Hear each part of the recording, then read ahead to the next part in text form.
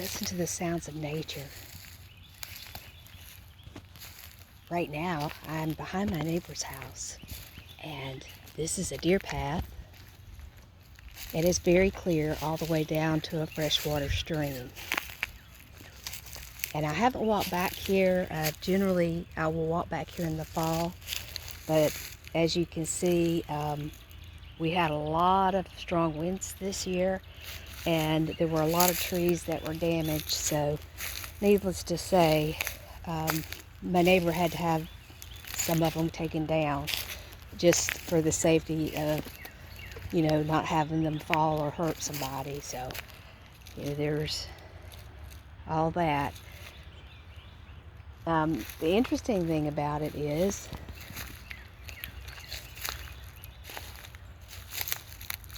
let me show you.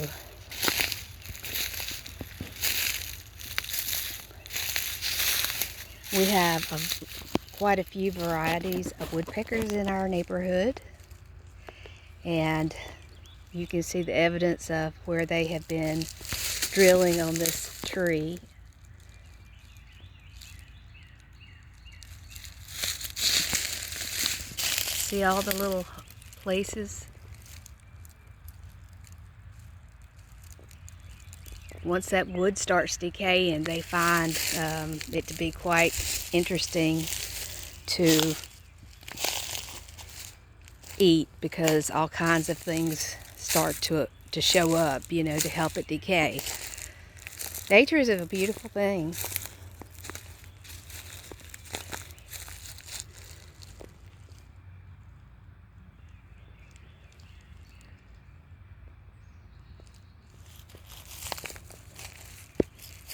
When I was a little girl, we had woods behind our house, and we had a freshwater stream that fed into a pond.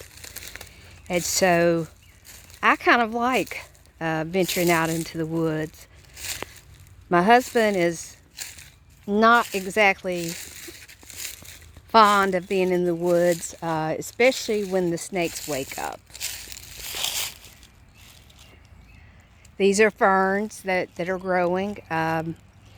As we travel farther down, the reason this path is so well worn for the deer is because they go down the hill that I'm going to show you, and they go down to that freshwater stream. In our development, we do have quite a few wooded areas, and when they were constructing it, they also built 7 lakes. And so the deer find a very adequate for their survival, because there's shelter year-round. They've got shelter from the woods. There's lots of leaves that fall, and they have places they can lay down at night. My neighbor's backyard is generally full in the springtime of does with their little babies.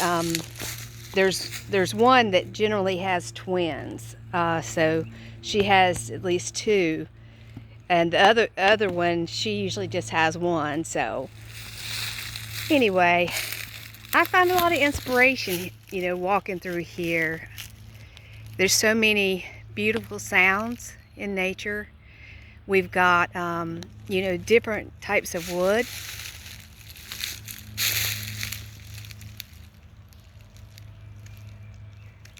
And this particular one, that's some grungy goodness right there.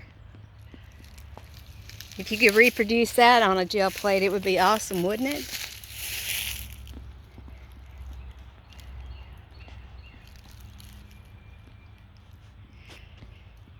Another thing that you'll find back here is lots of moss. For my fairy loving friends, I wonder where my fairies are back here, and if they're good fairies or bad fairies. We have moss in our yard too, but our woods, the deer do not go through the woods directly behind our house. They tend to like to run up the side of the yard, so we've got a patch where, it's really difficult to get grass to grow because, well, unfortunately, the deer track through it. Now this is a real pretty area. Look at that. And the sun's coming in. And to me, that's just about magical.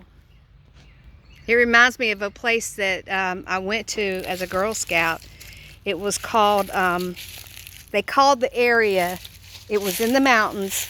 I don't know what Girl Scout camp it was, but they called the area that we went to on Sunday mornings for our final service, and you know, all the flag raising and all that fancy stuff.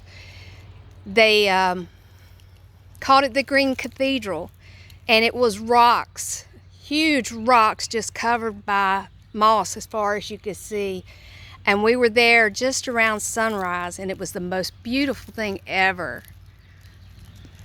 The tree's still standing, but this broke during one of our storms recently, and so there it lays. Now this hill, all the water that comes in from the road that's attached to this goes down this hill and then goes across, and it will go down into a, let me see if I can get a view of it here. Yeah, I think I can. I'm gonna zoom in. That is a huge evergreen tree, and just behind that is where the water, when it flows down here, is routed to go back that way. And so I'm going to turn around now because I'm really as far as I need to go safely. As you can see, you may be able to tell, it's rather steep, and I am not wearing my hiking boots right now. I'm in tennis shoes, so I probably should not try to go down there. Here's another tree that's been laying down for quite a while, and nature is doing its job. Look at that, just mulching it right up.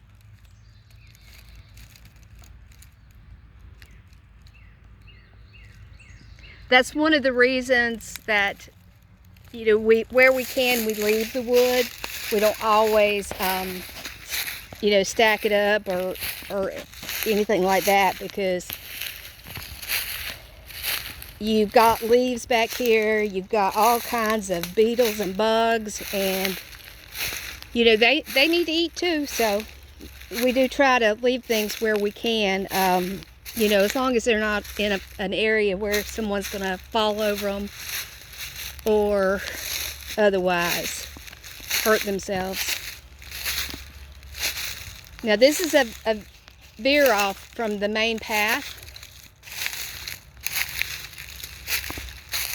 It's just a little bit different way.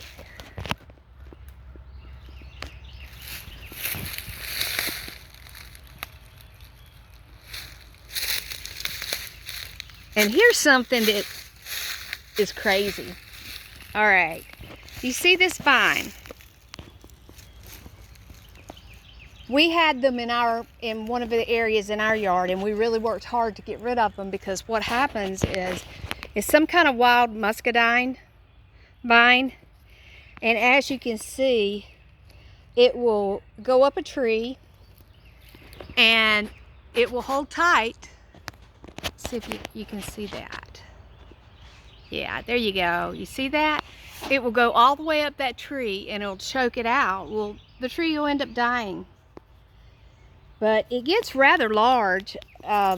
These are rather small pieces. Let me see if I can find you a bigger one.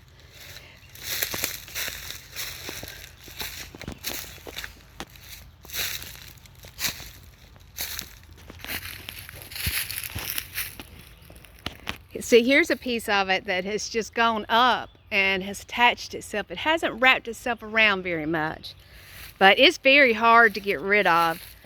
And it does not, we've not seen it bear fruit, because we left one piece to see what would happen with it, and it didn't do anything. So you never know.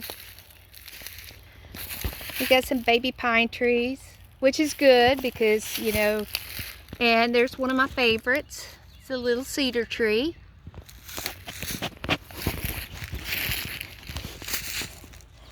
Here you can see how these vines, look at the roots on those. Can you see that? Crazy, isn't it? And it lives off of the tree. Its roots are deep, but it lives off of other trees.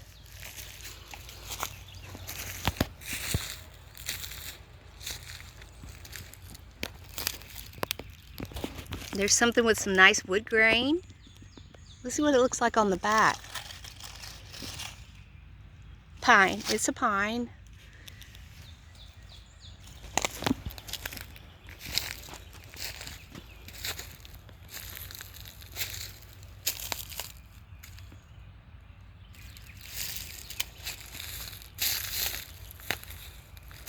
And I'm seeing a little bit of poison ivy, so I'm trying to avoid that. Last time I was over here, we had to helped her with a tree that had fallen during a storm, and we cleaned it up for her. And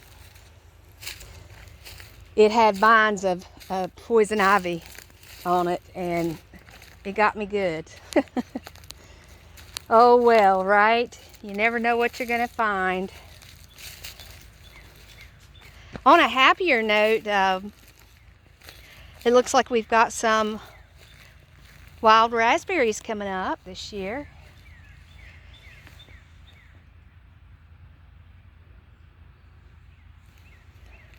Those flowers wilt too quick to take them back, but I did grab a couple of pieces. I grabbed some leaves today, and I grabbed a piece of that fern. My neighbor has some of that fern growing, but it's in junipers, and we see all kinds of critters going in and out of there. Right now, chipmunks are real active, which means that the snakes probably aren't far behind, so I'm not sticking my hands in there for a piece of fern. But I think I'm going to try to do some more of those echo dyed prints. I really like the way they turned out. Here's the evergreen that I had gotten, and I didn't bring my scissors with me to snip, but this is the evergreen that I had used, and I mean, I was able to use it like 3 different days, just putting it in water, even with the paint on it. But look at those beautiful colors. And this tree is beautiful, just beautiful. Let me step back so you can see it in the whole part of it. The weather is nice. We got a storm coming in, so you know the wind's getting up. There's that evergreen. Her late husband planted that. And then these trees these right here, they grow a lot in our neighborhood. They pop up all over the place.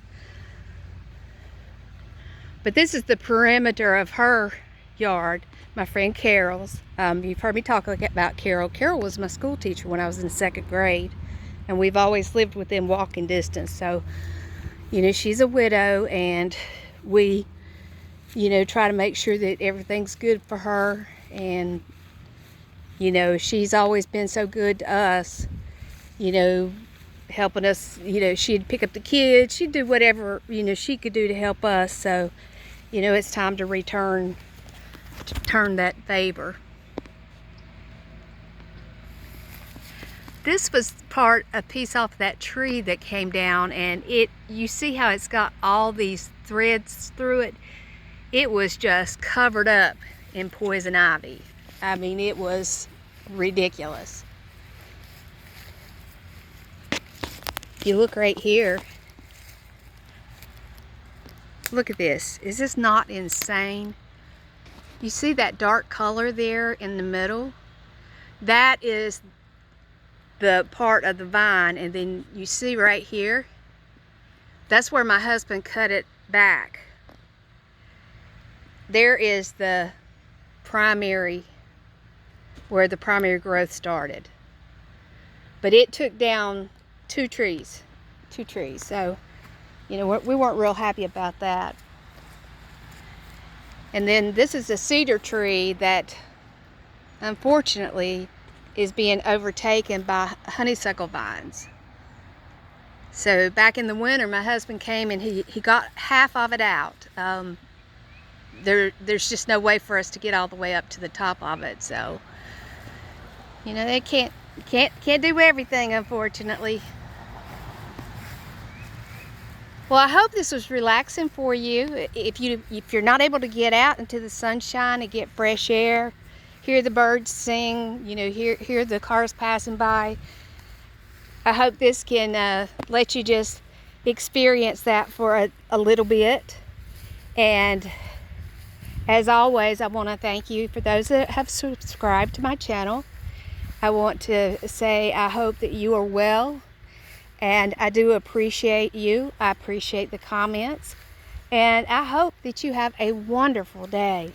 Bye-bye.